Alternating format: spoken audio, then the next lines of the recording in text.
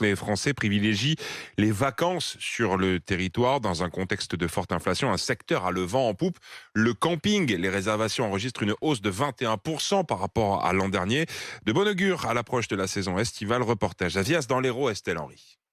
Dernière nuit sous la tente pour Mélissa, 10 ans, et sa famille qui viennent de parcourir près de 280 km à vélo. Moi, je dors avec ma maman, on est bien.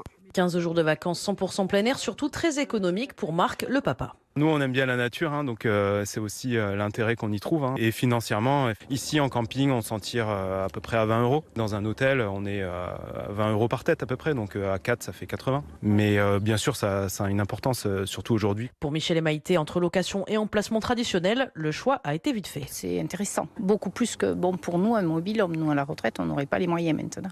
Parce qu'avec l'argent d'un mobil-home une semaine, nous on passe 15 jours. C'est la différence. Un réel engouement qui n'est pas uniquement économique, selon Philippe Robert, président de la Fédération Hôtellerie de plein air de Languedoc-Roussillon. C'est effectivement très demandé. On constate que plus on est en crise, plus c'est compliqué dans notre pays, plus les gens ont envie de s'évader et de venir dans nos établissements. Et forcément, ce sont des emplacements qui correspondent le plus à une image de liberté, ce dont les gens ont besoin actuellement. Philippe Robert enregistre dans son camping une hausse des réservations de 10% pour cet été sur les emplacements traditionnels par rapport à l'an dernier.